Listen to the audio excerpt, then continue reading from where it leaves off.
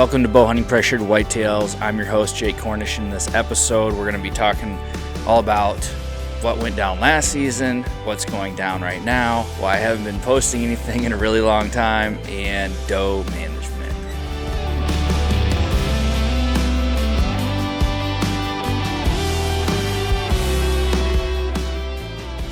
How's everybody doing? I am recording this on a Sunday afternoon, and it is that magical time of the year where we've been kind of pinned down throughout all of winter. And I don't know about you, but I've just been itching to get back outside, and it just seems like winter just lasts forever. And once the snow melts, there's just a humongous checklist of things that I feel like I have to get done before the bloom really hits, and, you get the other non-deer hunting related activities going, like turkey hunting, which I'm like, about turkey hunting. I'm not a huge turkey hunter, but bass fishing, I'm addicted to bass fishing. I absolutely love it, and I can't wait to get back out on the water and start fishing more. I know some guys are already fishing hard, but yesterday, gosh, I think temps were up around, mid 60s, really, really pretty. We got a cold front today, and today it's snowing. So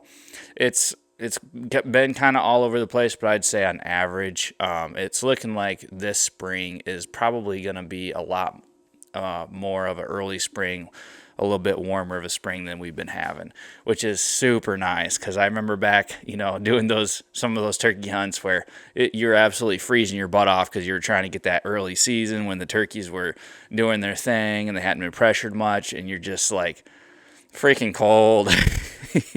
and that always sucks. So be able to enjoy nature a little bit more is just going to be absolutely phenomenal. But that aside, I haven't been posting in a while. I haven't made any content in a really long time, and I'm trying to take some of these talking videos and kind of turn them into more podcast form.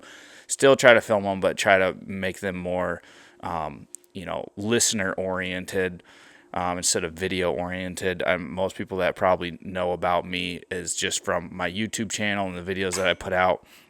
But I am going to try to curtail some of this content more towards the listener, just because honestly, that's how I consume a lot of the content that I intake, is through listening to things and podcasts. I listen to podcasts like all the freaking time. But so it's been a minute. Gosh, I don't even remember the last video that I posted, to be honest with you. Like I still have videos from it's probably like 3 or 4 years ago that have been in the hopper, and I just haven't been able to get around to finishing them. And most of that is just due to like my job, because when I started this channel, I was kind of like balancing editing part-time, which obviously I have a video editing content creator background, and so I was balancing editing part-time. Then I was also dabbling in construction and flipping houses with my brothers and my friends, and then it kind of went from that to now I just flip houses, and that's all I do. And I don't know how much building experience that you've ever had, but it is extremely time consuming, and it's very physically involving. It's just all mentally, everything. It's just very involved. So the amount of time that I spent, sitting at coffee shops, sitting at home on the computer, went from, maybe 3-4 hours a day down to like 0 hours a day. So, that's not entirely the reason that I stopped putting out content, but that was a big one. The other part is just that I ended up moving to this new house, and then all my free time's been spent renovating this house. So, this past summer, has it been? Gosh, I think it's been like a year since we've been here for like a year, and so I renovated the whole main floor. I showed that a little bit on some video somewhere, and now I'm working on the basement, and that's been really time consuming too. It's pretty involved. But I'm trying to make it into a really sick kind of man cave-esque type basement, and can't wait to show you guys. I'll definitely show you when I get it done. A lot of barn wood, a lot of cool stuff going on. I get to take all my mounts and put them down there, and honestly, that's I think I only have like 3 right now. So as far as shoulder mounts go, I don't really have that many mounts, but I got a couple Euro mounts, got quite a bit of capped off antlers, and so it'd just be really cool to have a spot to display everything, because right now everything's just kind of strewn around in my garage. My basement decor that I had in my last house is just stuffed into containers, and it really hasn't had a place. So that'll be really cool. Right now I'm just shooting this in my garage and trying to stay warm. I got my fleece line slippers on right now. But yeah, gosh. So last season, I haven't put out any content from last season. I'll just give you a rundown of how that season went. It was kind of, it was different because I was filming a lot of stuff. Like I filmed a lot going up to probably like early November, and then like filming just stopped for me, which is weird because I'm usually filming all the way through. Like if anything goes down, if any deer gets killed, it's on film. And it's always been like that for me, not just because I have a film background, but I really enjoy just documenting stuff and then going back and look at it, and being able to share it with friends and stuff. And it's also really nice for myself because I can go back and be like, remember the weather conditions. I can remember, all those little details that a lot of times you forget about, but it's filmed. So, you can just go back and watch it, which is so cool. And I've filmed, everything up until this season because I took my camera out to Wisconsin, and I was going out there with my brother, David, and my buddy Charlie, and we were trying to get on some deer. Everything was going really good, and then we had this one day where it was just an absolute downpour, and I was like, I'm going to go out and bring my camera in case we run into anything. And without thinking, I was just like, oh, the zippers on my backpack have to be, they have to be shielding all this rain. Like there can't be that much rain that's getting into my backpack. So I had my, camera kind of bundled up in like a hoodie, or not a hoodie, but like a beanie or whatever that something typical that I usually do is just wrap it up in some sort of a soft piece of clothing or something.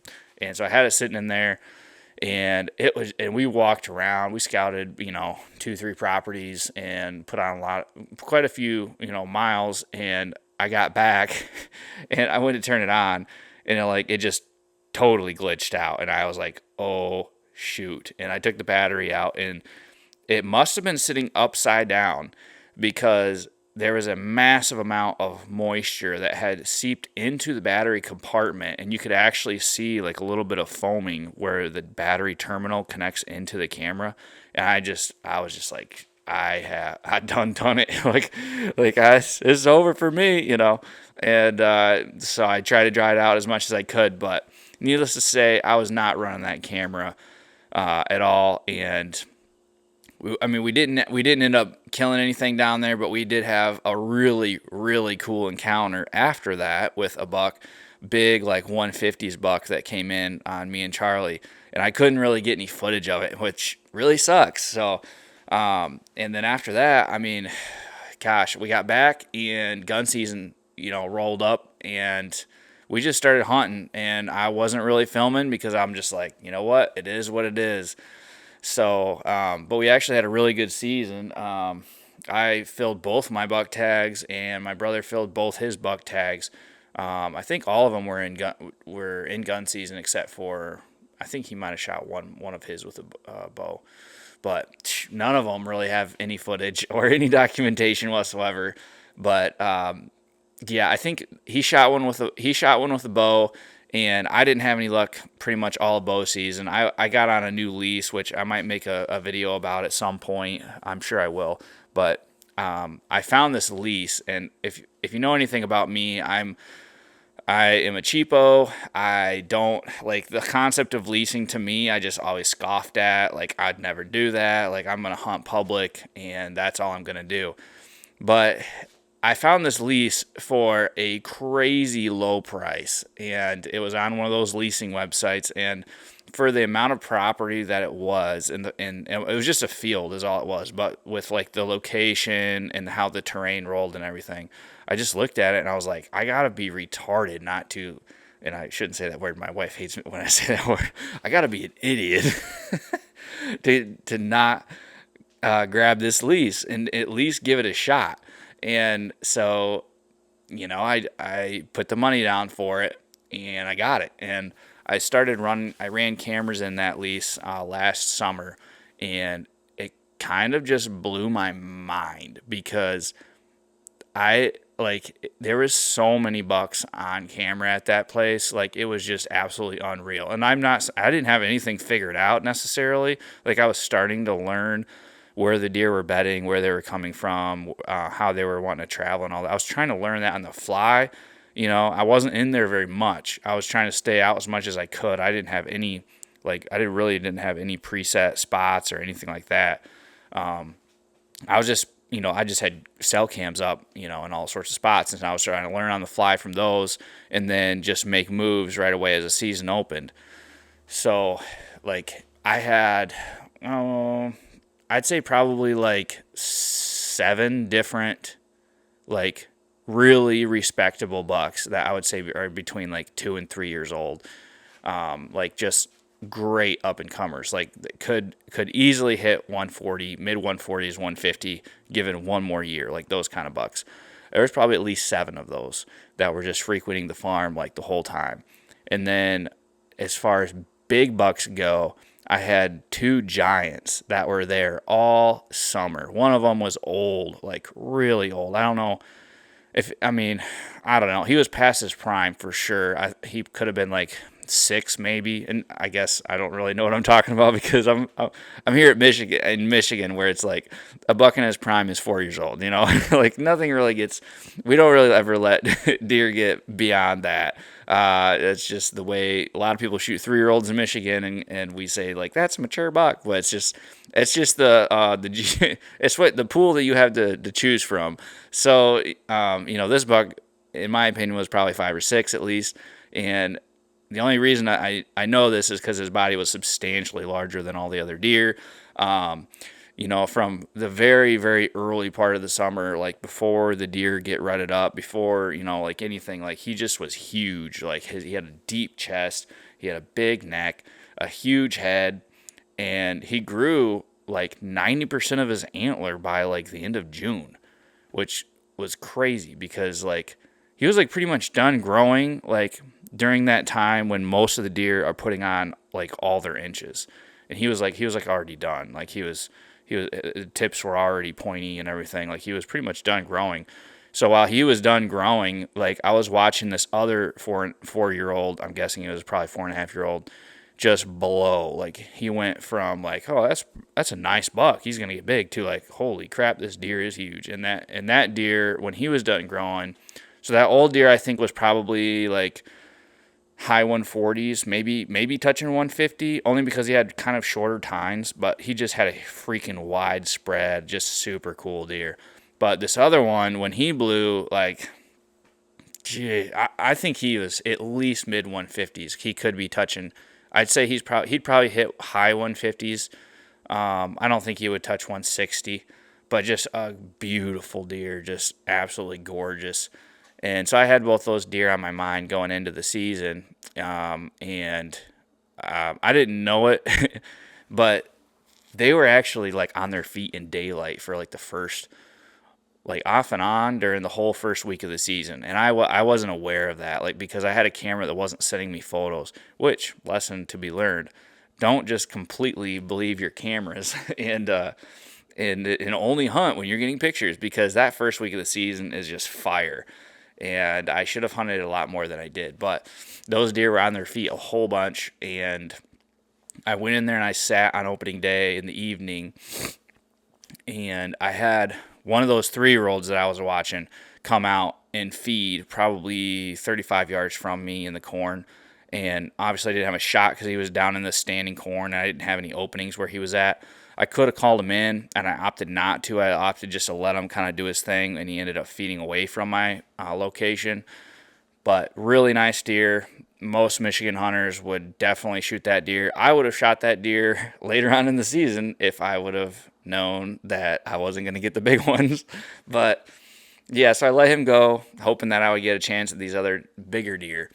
And the season kind of progressed, and then things obviously, slowed down as you get into October. Most of those big deer just kind of stopped showing up because I think that they just started shifting to like nighttime movement. And so I'd get them and like coming through at like 1 a.m. or something weird like that. And then as I got towards the later part of October, then the activity started to pick up again, obviously. And I had a couple new 4.5-year-old bucks that I had not had pictures of during the summer that just like snuck in out of nowhere. I don't know if they were living across the street. I'm assuming that's where they were at.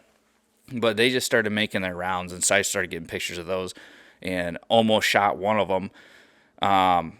If I would have been just sitting in a stand that was a little bit different than the one I was sitting in, I decided to shy away from Old Faithful and try to go hunt this tree line that I knew that they were bedding on instead of hunting this corner that I knew that I should be in. And instead of them being where I was, he was across the field in a different bedding area, and he walked right underneath of that tree that I should have been in. So, you always have those, but he was a really respectable deer and had quite a bit of activity during the route. The only bummer about this lease, though, is that it is like 2 hours from my house. And so I don't know, how far of a drive you're used to driving for your local spots, but that's a pretty good heck of a drive for me. So, I was getting down there quite a bit given how far of a drive it was, but it was tough. Like going down there like day in, day out for, 3-4 days in a row or something was, you'd have to be taking time off work, and, it's really hard. You can't really just slip out there after work or something like that. Like gun season came around, and me and John hunted that spot on that lease. We hunted the lease, the corn got cut, so all of a sudden the cover that those bucks were using to travel and everything just gone. And as I kind of figured, the lease just kind of started taking a downhill plummet to some degree, just because, one, we started pressuring it a lot. Once gun season came in, we were hunting that lease. We took like 4 days, and we just hunted that lease. And so we were there a bunch. Obviously, we were putting our scent on all the field edges and everything like that. And then the corn was obviously off, so all that cover just disappeared. And as we figured, like it really kind of negatively affected buck movement. But I will say, though, during those 4 days, there was one morning that we came in, and that really old buck was in the field at daybreak with a bunch of does. And we saw him driving past, because we always drive past and we glass that field if we get in late, and you can kind of see a little bit. And we did that, and we saw him out there, and we were like, holy crap, like we got to get in on this deer. Like all we got to do is just get into a spot that's not in our vehicle to where we can see this deer at a decent range and get a shot at him. It's like he's right there. He's right there on the lease in the middle of the field with these does. So we turned around, we drove back. Of course, he's doing what he does as a big mature buck. He's just, standing there like just eyeballing us down. Like the does are just like, honey, he's just standing there watching us like, I know what you're up to. So we scoot down to the other end of this field where we've got some rolling terrain and stuff to try to make a move on this buck. So we get out, we cover the ground, and we pop up at probably like 300 yards from his position. And we watch him, and he leaves his does. There's probably like five does that he was with, and he leaves them and he walks. He just takes this dead walk into this neighboring piece of woods. And I'm like, you gotta be kidding me. Like if he would have just followed these does out, I know that where they were going to go, and they were going to cross this field, which would have given us enough time to at least attempt a shot at this thing. But instead of following the does and doing what they did, he just leaves them, and he just slips up into this little nasty patch, up in the neighbors.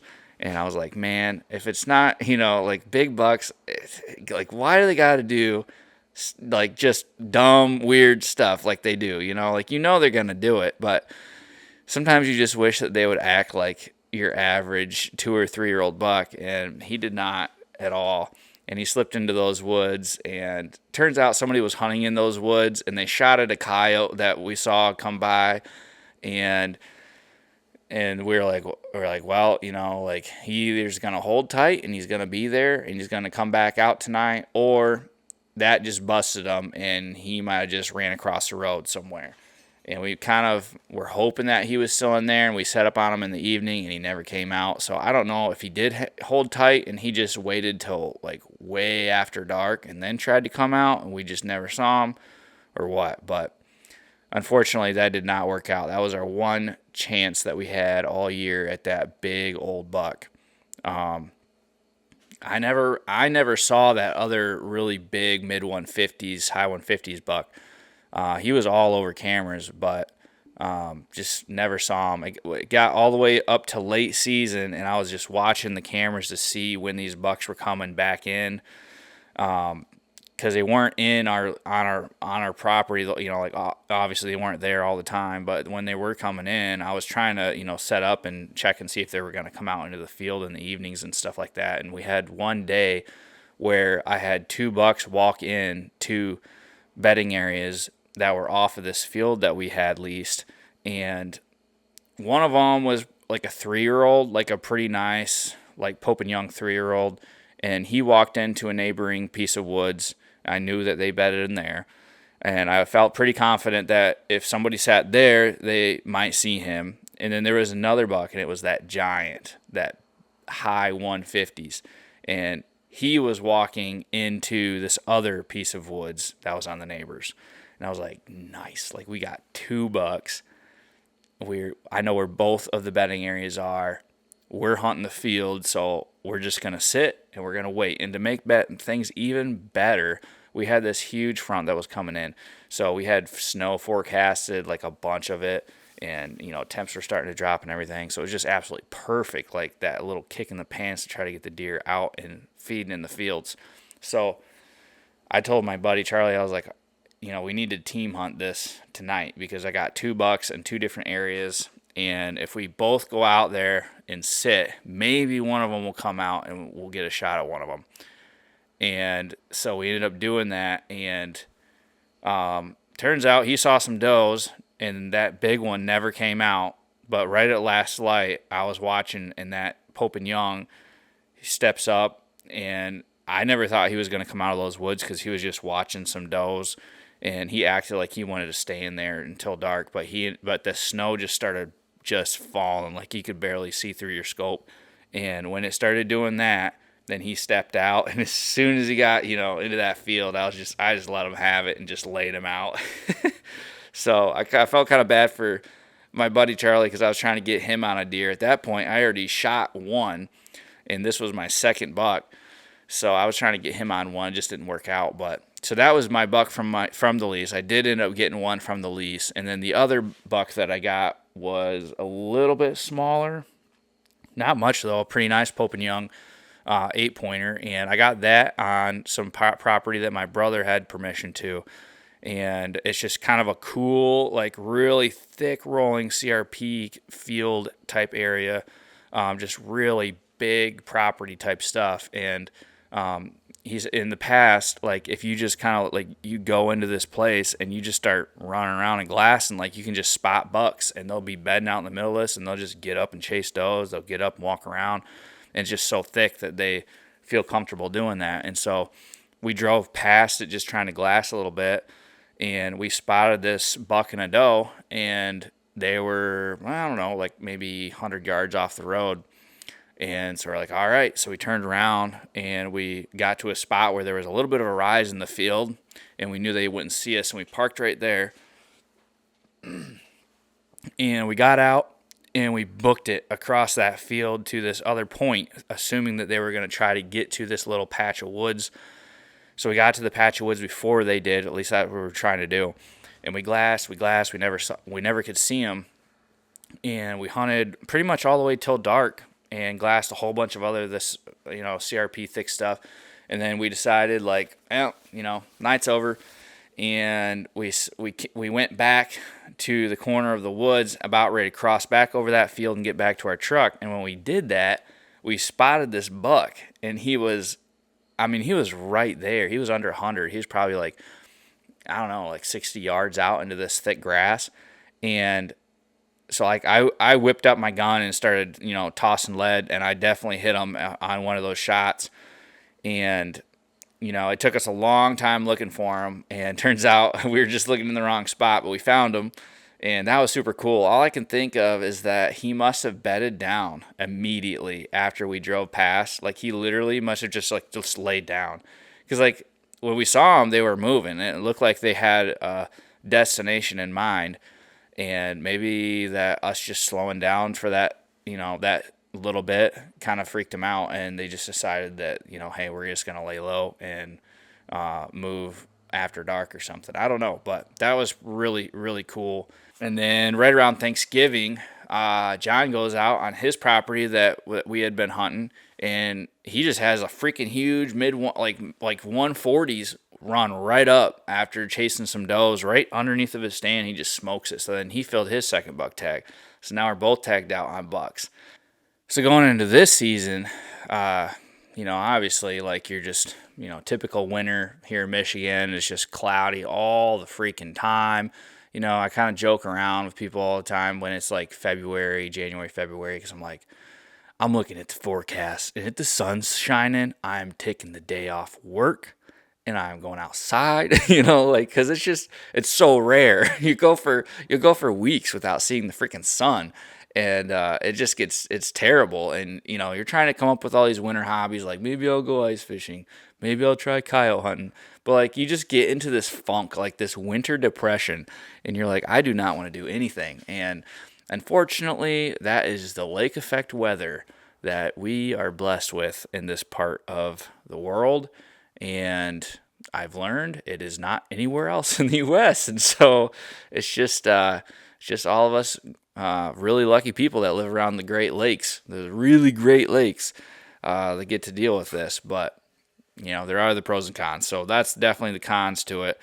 But once things started to look up for us, I think we're having an early spring this year, because I started to see sunshine way earlier than I usually do. And I was like, this is good. This is really good. And then we've been getting some really good temps, and just way ahead of schedule, some really good warm temps. And it is March 16th right now, and I would say we're right on with where we usually are the first week of April. So very, very encouraging, and I'm so freaking stoked to start bass fishing and, get out there, try to smoke a turkey, that kind of stuff. But I also got to remember, like, this is the time of the year where I need to get all of my season prep stuff for next year in. And just because, number one, I don't really want to be doing lots of prep work during the summer. Like, I'd rather be fishing. I'd rather be doing other things, honestly.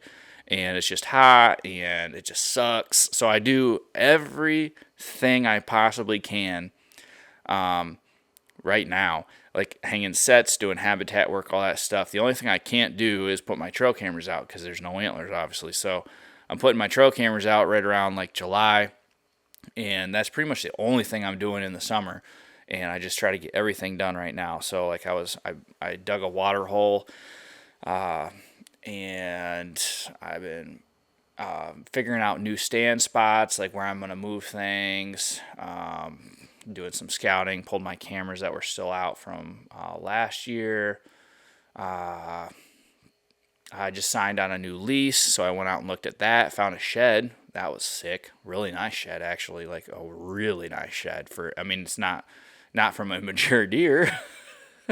It's like a 2-year-old probably, but for a 2-year-old or a 3-year-old, it's a freaking crazy looking shed. It's so cool. It's massive. So he's going to be real nice this next year. Can't wait to see if I can get him on camera. But so yeah, just doing as much as I possibly can right now. Even hanging sets and everything right now. I know that it kind of sucks, because it's like, oh, well, I'm going to ratchet strap things to the trees, and then the trees are going to expand and then possibly mess up, with my ratchets and stuff. But like, I'd still rather do it right now. I don't think it should be fine. I think it should be fine.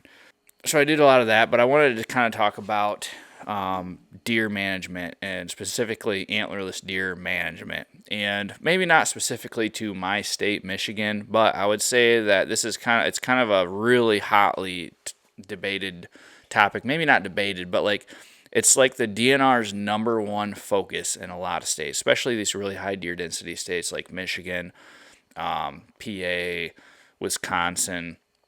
And it's always the same problem. And the problem is that hunter numbers are going down and deer numbers are going up. And they're just kind of freaking out, and they're getting pressure from lobbyists and all these other people to do something about it. And they're trying to do stuff about it. And it's been really interesting. I listen to podcasts pretty much 24/7 at work. And I listen to a lot of the hunter podcasts, and they've been having a lot of these guys from different DNR organizations and different parts of the DNR, a lot of biologists and stuff that are working inside the DNR on different things, come on their podcast and talk about it. And for one, it's really cool to hear that, and I love the fact that they're doing that. But it's also like kind of frustrating because I'm realizing like a lot of these guys, as good guys as they are, like they got the job because they had the education for it. Like that's what they studied to do. And so there's kind of a little bit of a disconnect between what they know needs to happen on a biological level with where the deer herd is at and the studies they're doing. And then also trying to understand, like, why are hunters doing what they're doing? How do I convince hunters, how do we convince hunters to do certain other things that will help us achieve our goals with the deer herd? And that's where the disconnect is. And honestly, I feel like a lot of their goals that they want to achieve can be achieved by just better understanding us as deer hunters.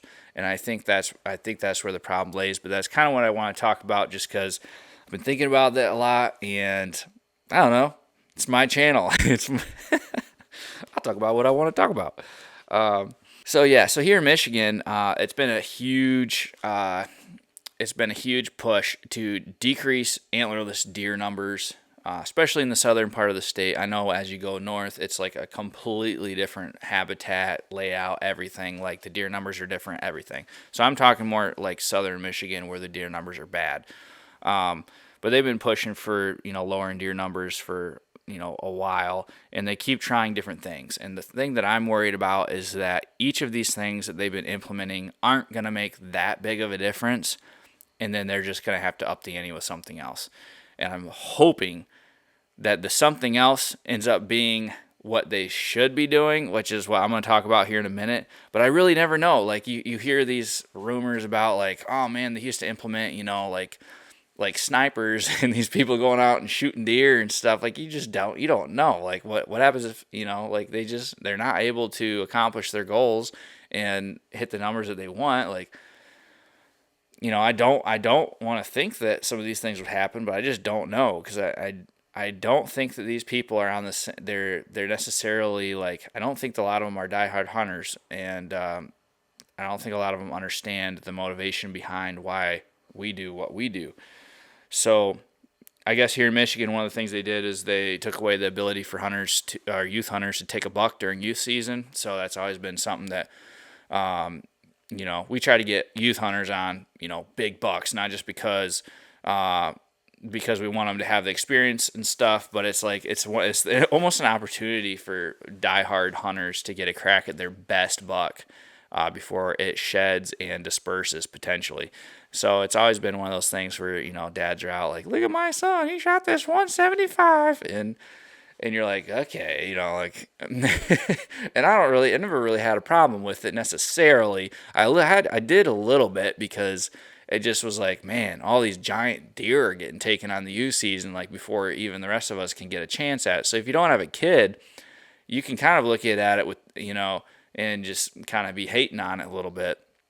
So what they ended up doing was changing it now. So it's only antlerless deer that youth hunters can take, which in my opinion it may be a good move, because it does bring youth season back to the roots of what youth season, or what taking youths out is supposed to be about, which is getting kids into the sport of hunting, not necessarily shooting a deer bigger than any other deer they'll ever shoot the rest of their life. Like like some of these kids are like topping out at an early age. Like their first deer is a freaking boner, and then they're like, well, good luck. You're never gonna shoot that again. Around here, it's like, like.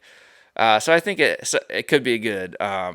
But they're definitely implementing other things too, like they're making extended seasons for does, and they're really focusing down on does. They took our tags, and instead of them being centralized to the DMU that you buy them for, they're just statewide, so you can use them anywhere. And then they also lowered the cost of tags for the late antler list, where they were like $5 or something like that. So they were trying to really make it easy for you to shoot a lot of does.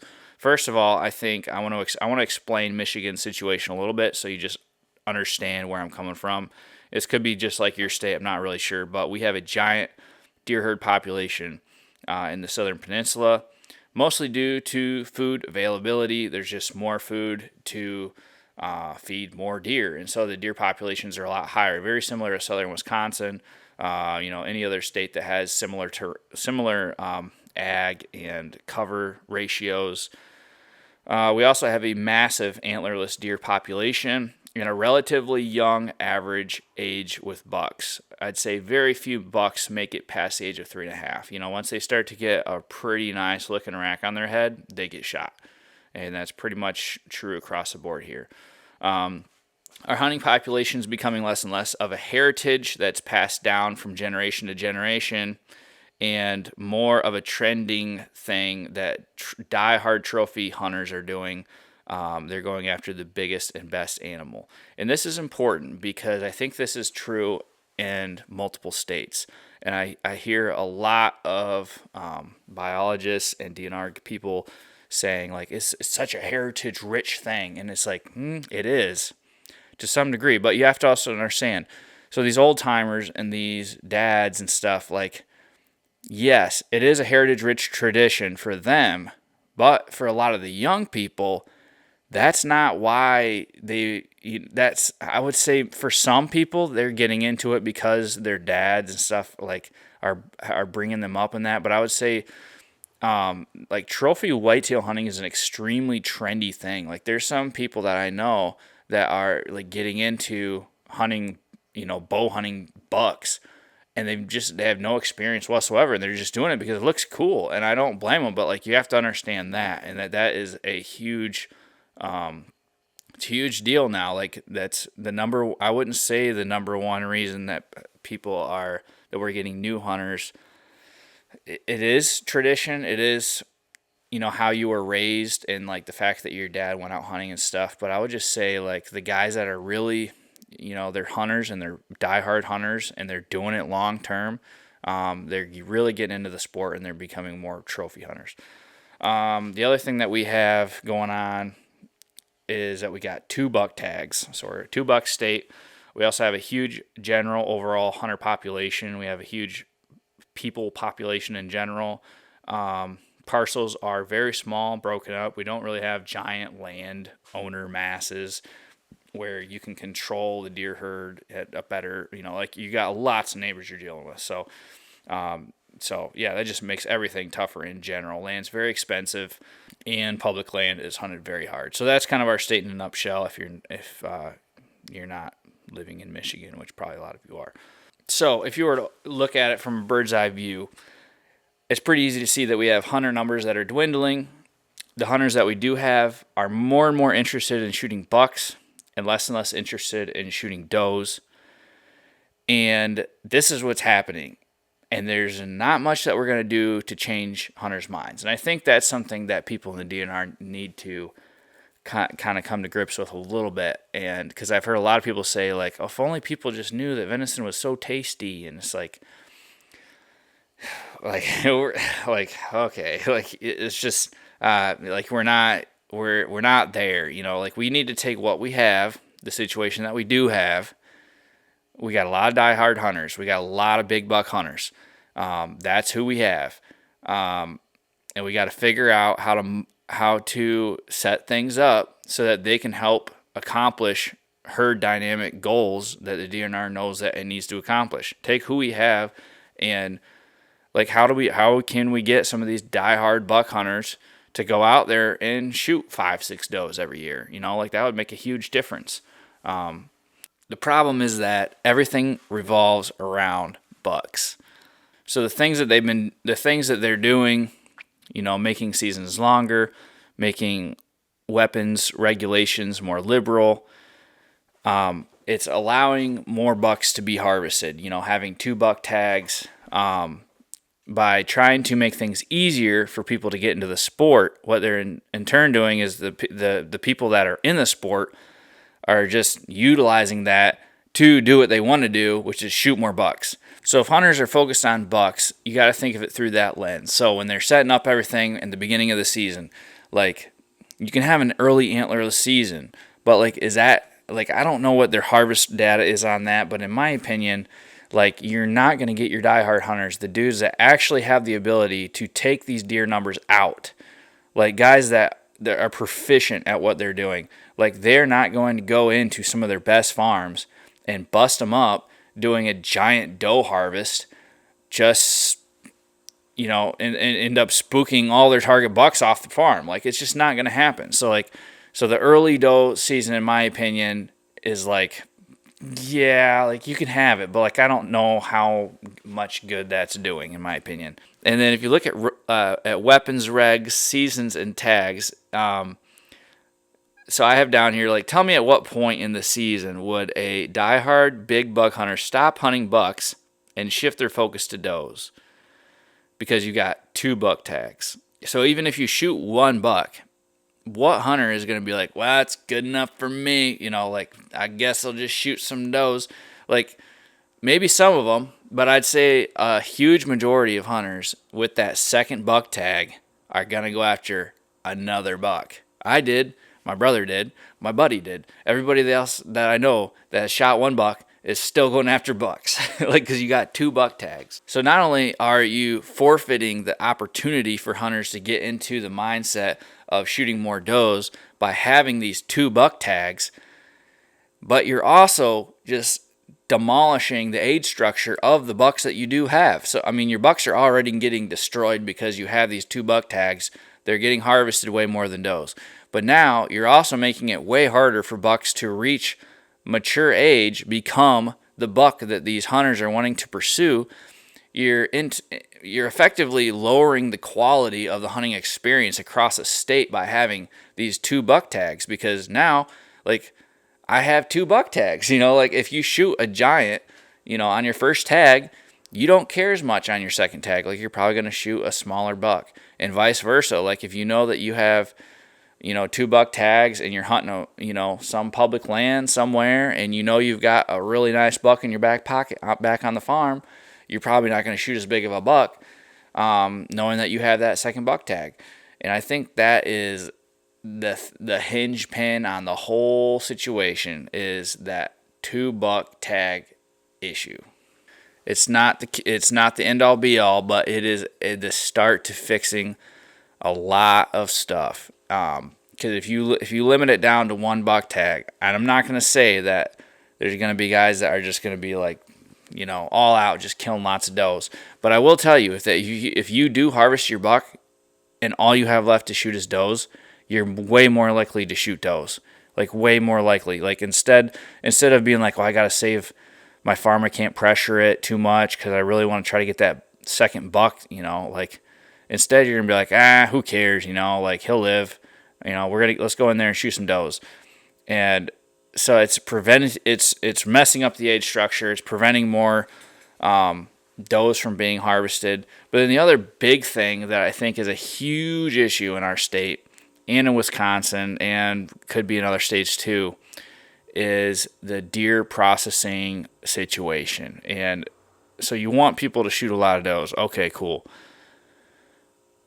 Where are they going to take them? Because, you shoot 1 doe. Okay, I can process that by myself. Not everybody knows how to do that, but, you could even take it to a processor. They'll process it for you. 2 does. all right, well, if they're spaced out, if I get them like a week apart from each other, I could still process them on my own and manage to pull that off. Or I can take them to the processor. Now, at this point, you're probably starting to get a pretty full freezer. Like if you've shot a buck or 2 bucks and you've now shot 2 does, like unless you have a giant family, like you probably got all the meat that you need, honestly. But that's not enough to really make much of an effect on the deer herd and really get the numbers down where they need to be. We need these diehard hunters shooting 5, 6 does, 10 does, 15 does. Like we really need some numbers to get whacked. And so like what's going to motivate people to do that? And I think one of the biggest factors that is keeping people from shooting more deer is just the fact that you can't donate them. The CWD system is so rough on the whole donation process. Like you have to have your deer tested and have it come back negative for CWD in order to donate the meat. Cool. So if you bring it to a processor and then you pay them to process it, like you can't just pay them and then they'll be like, oh, okay, yeah, we'll donate it once we send it into, get tests and stuff, because that's all a process. Like the time that it takes to send it in, to get it tested, and then have the results come back is like a process. And they can't afford to fill their freezers with your deer and other deer that are getting tested and use that electricity and also just fill the space they have available to take other customers' deer. Like that just doesn't make any sense for them. Like they're just losing money hand over fist if they did that. So what do they do? Well, they're not going to take a deer for donation unless it's already been tested for CWD. Okay, well then what does that mean? That means that you have to process it essentially, because like you got to wait for it to come back and stuff. So like they're telling you that they're not going to hold it at their facility. So you have to hold it in your facility. So like this whole donation thing is just, it's kind of messed up. And, I ran into this when I was in Wisconsin because a buddy of mine that he shot a buck and he took off and I had to go bring it down to the processor for him. And he was just like, I just donate the meat. And they were like, well, did you get it tested? And I was like, nope. And they're like, oh, sorry. So, in theory, like if you want somebody to go out and shoot 10 does, okay, are they going to do it throughout the entire season? No. Why? Because the first, good chunk of the season is all focused on bucks. Like they're trying to fill their buck tag. And however long that takes until they are done and they transition over to doe. So a lot of the doe shooting and harvesting is going to end up happening in the later part of the season. So that's just a reality that you kind of have to come to grips with. Now, if you lower the buck tag from 2 to 1, okay, now you have way more potential for guys to start kicking it into doe harvesting way sooner in the season rather than going to the very last minute and waiting all the way till the very end where it's like, okay, well, all the regular seasons are over. The only season that's in right now is this antlerless only season. And, while it is nice to have that antlerless only season, like you also have to understand, like guys are freaking burnt out by then. Like you were talking, like we're into, mid-January and stuff. And it's like, you're tired, so like, I mean, I'm still going to shoot them, but like, I'm not going to go and like process them all myself and like shoot 10 deer in a row. Like, I'm just not going to do that. Like, I also like, if I got to pay for them all to get processed and like, I'd have to pay for them all to go to the processor, be processed, bring them back, put them in my freezer. And then I'd have to find my own friends that want venison that I can just give it to, because that's the only way to get rid of it, really. And I don't, like, I shot 8 deer in a year. Like, I know what it's like to harvest a lot of deer and then just be like, well, I don't need any deer for a long time. And I didn't shoot, like, hardly any deer the next year because I'm like, well, I'm just going to buck hunt because I ain't got more, freezer space for any does. So wrapping up this whole dilemma, I think the first thing that the DNR has to do is they have to get inside the bubble, like, and the bubble being the big buck hunter bubble, like the diehard dudes Like, they need to be able to infiltrate that bubble and understand why our guys is doing what they're doing, to then understand how do I make rules and regs that will encourage these guys to accomplish these harvest goals that we have. And, I think just by, talking through everything that we did, understanding that, like, yeah, guys are not going to go in and they're not going to, go ham on these early antlerless seasons because their farms are all set up for big bucks. So they're not going to mess that up. And then they're going to be, targeting big bucks. And they're not going to stop targeting big bucks unless they're forced to from the season or they're tagged out. And that's the only other option they have, is to shift their focus to does. So I think that we need to go down to one buck tag. I think that the only way to get this to get the state into a better situation overall is to go down to a 1 buck tag. And I've heard a lot of their roundtable ideas because they've had these think groups that they've created, and people, pushed all these ideas, and there was hardly any of them that had to do with going down to 1 buck. And I know why. It's because guys don't want to give that up. And I think that's probably one of the main reasons the DNR hasn't done it yet, is they're afraid to get people mad because there's certain issues that people are going to be mad about. But in my opinion, like, if you look at all the states that are doing well with their deer herds, like, name me one that's got a 2 buck limit. Like, I don't really know of any necessarily that are like, these are big buck states and you can shoot 2 bucks. Like, maybe Iowa if you count like a landowner tag and stuff, but like, I wouldn't really count that. Like, as far as I don't know. Like, I just think it's a necessary thing. Not only are you increasing just the overall resource that we have in the state as far as quality and age class of bucks, to further motivate hunters to get into the sport, to stay in the sport, instead of getting non-resident tags, to like invest in hunting Michigan more. Like, you're killing 2 birds with 1 stone. You're accomplishing all of that. And at the same time, you're creating an opportunity for way more does to be harvested, and for the emphasis on shooting does to shift way sooner than it has been up until this point. And so I think that's one thing. I think the other thing is there needs to be more effort put forth on the DNR's side when it comes to subsidizing some of the deer processing situations in the state with these processing places. There's one really close to me that just closed down, and it's like, man, if we're losing these processing places, like what are we gonna do? Like, we cannot accomplish these doe harvest goals that they have without the processing places. Like, we just can't do it. And I think to have any other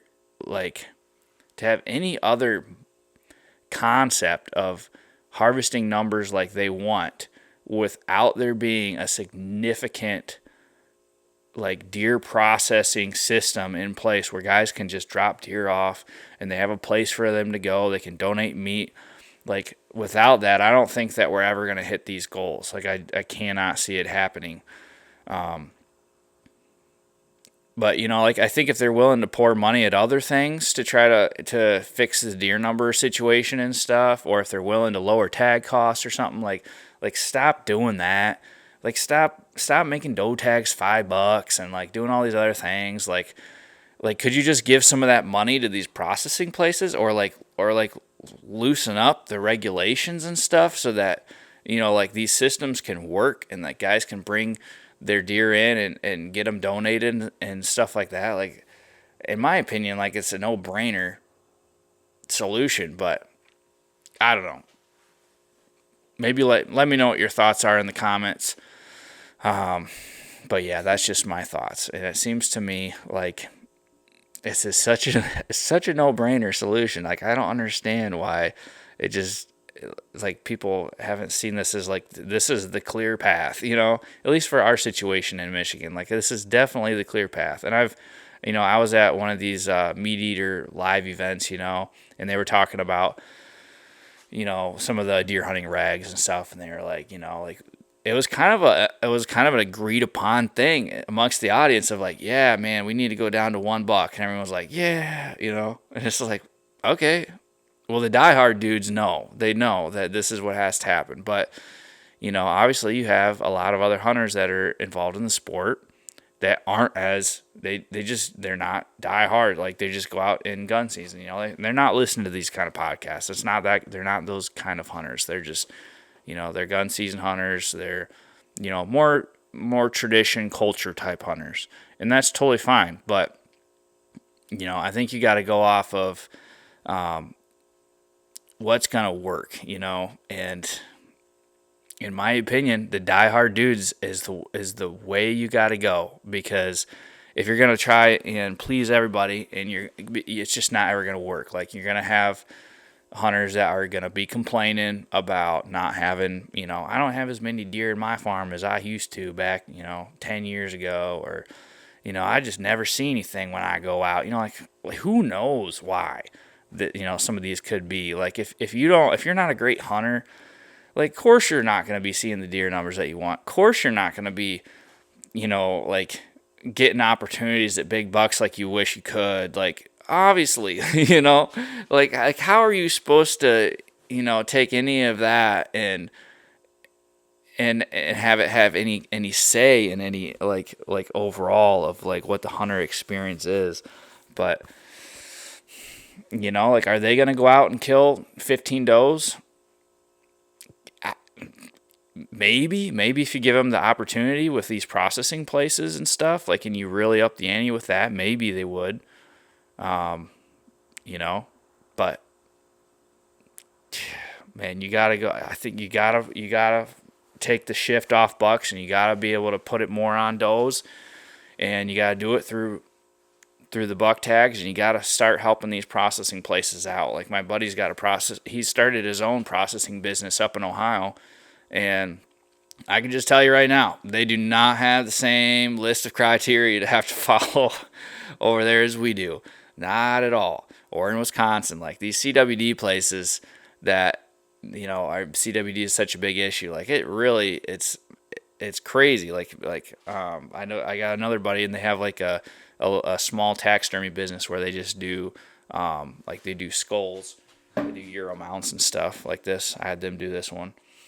And like, they have to pass inspections and like do all this stuff by the DNR because of CWD. Like, they had to put in a separate septic system that was only for their shop, so that the brain matter and everything else would be contained and all this stuff. And it's like, that cost them a lot of money, and so like the average person like would never be able to, do stuff, it's just like, there's so many loopholes and stuff, and it's just like, man, is the research even there? I've listened to a lot of podcasts on CWD, and I'm not convinced that is as much of a risk to humans as people are worried about. And, I know there's some people that are like, well, I'd never eat a CWD positive deer, but then there's also other people that have been eating it for years, and we've been studying them, and they're just doing just fine and dandy. It's like, I don't know. To me, it's just kind of a curse upon upon this whole hunting deer biology thing. Like, it has been. I can't see any positive that has come from CWD research and analysis. Like, we just uncovered some sort of neurological disease that we know that deer get.